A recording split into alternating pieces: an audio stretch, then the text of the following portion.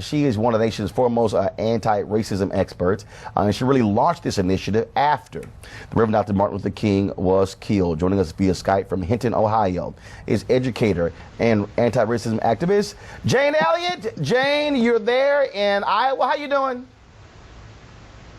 I'm doing just fine, but an expert is anybody who's over 50 miles from home. I'm not 50 miles from home, so you can't call me an expert today. And I live in Iowa, not Ohio. People keep trying to get me out of Same thing next door. All right, Jane.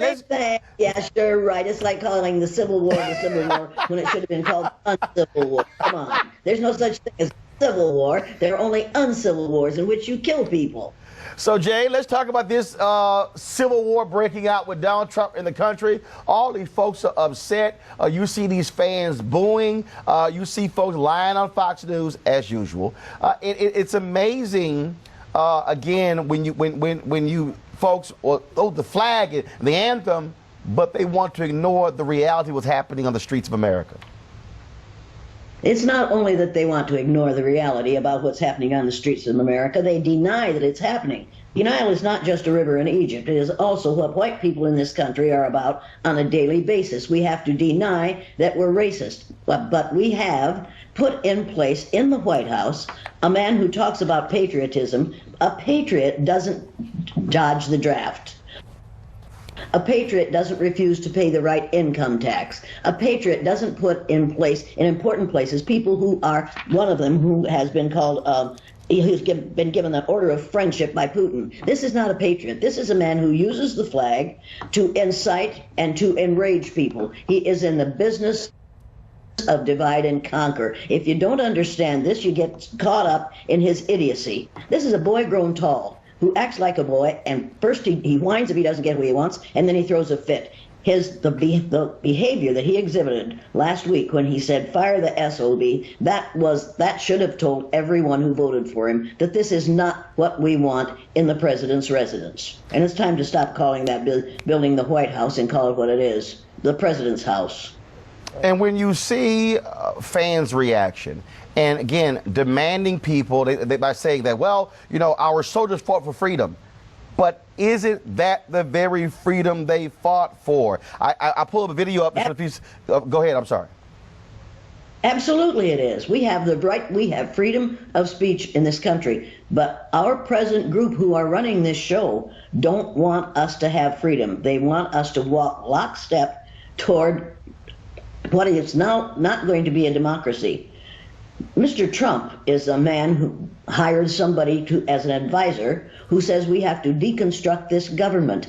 Deconstruct this government is what this man is about, and he will do whatever he has to do, whatever he is advised by his advisors to do. And this is what's going on now. Your attention is being taken away from what is going to happen as this investigation goes on. We haven't talked about the investigation in Russia for a whole 2 weeks because our attention is being diverted to what he wants to talk about. Jane, you also have folks who are living just in denial in terms of American history. I'm going to pull this up. Literally, I was watching this here. So last night on Sean Hannity's show, now we know he'll lie in a heartbeat. I mean, it's not even close. He'll lie in a heartbeat. So, Shelley, are you seeing this right now? Okay, I'm going to try to pull it up here. So you had Seb Gorka, all these folks who are talking about how we're all one. You have the Green Bay Packers who are sitting here talking about we need to let's all link arms, and it's about unity and diversity. I've always said this here, white Americans have never liked protests. Frank Luntz, the pollster, last night tweeted a poll that showed 61% of Americans were against the Freedom Riders. White America does not want to have to come to face with protest, with racism and bigotry. So they say, well, no, can we just all unify and get along, and y'all stop bringing that stuff up? Well, you see, if it didn't happen, we wouldn't have to bring it up. If there wasn't racism in this country, we wouldn't have to talk about it. If we would stop teaching the lie in the school, we wouldn't have to talk about it. Education in this country is not education. It is indoctrination. We keep you in school until you're 18. It takes us that long to teach you how to be a really good American and to believe the lie. White people are scared right now in this country because they know the demographics that say that within 30 years, white people will be in a numerical minority. They do not want to think about what's going to happen to them when they no longer are in the majority in this country, and it is scaring them to death. That's the reason for talking about a wall, to keep those brown people out who reproduce too rapidly, according to Mr. Trump. That's the reason for the closing Planned Parenthood clinics in white areas, but not in black areas. That's the reason that now, in 1987, 60% of the fetuses that were aborted every year were white. Now, 39% of the fetuses that are aborted are white, and 61% of those fetuses are fetuses of color. All of this is planned to keep white people in place and black people in their place. If you think this isn't racism, you need to take another look. I have been saying the same thing, Jane, that white fear is what is driving this. And that is this fear We're of scared losing to death. power. White people are scared to death. Yeah, and whenever I give a speech, somebody will say, well, if they get power, aren't they going to want to treat us the way we've treated them? Which says, we know how we've treated them. And I say to them, if you want to be treated fairly in the future, treat people fairly in the present. What you do in the present constructs the future. For the love of heaven, use your heads. But we are trained not to use our heads. And we are following this man like the Pied Piper. He is doing these things deliberately to keep attention away from what the other things he's doing. People aren't paying attention. You need to read Naomi Klein's book, No Is Not Enough. Everybody needs to read that today. And those of you who haven't read The Myth of Race by Robert Wald Sussman had better get it and read it. This idea of 2 or 3 different races is a lie. There's only one race. It's the human race. And we're all members of that race. This is an idea whose time has come. And nothing is going to be able to stop it. You and I are cousins, whether you like it or not. Now, Cousin Roland, you may not like that, but that's the way it is. We are all members of the same race. Jane, do you believe that the NFL players, by following Trump down this rabbit hole, by following the owners down this rabbit hole, are playing right into the game? Eric Reed of the San Francisco 49ers talked about this yesterday. He said, we've lost focus of what this is about. So what would you advise the players and activists and supporters to do to move this back onto the issue that they care about? I would go on the net and find Indivisible.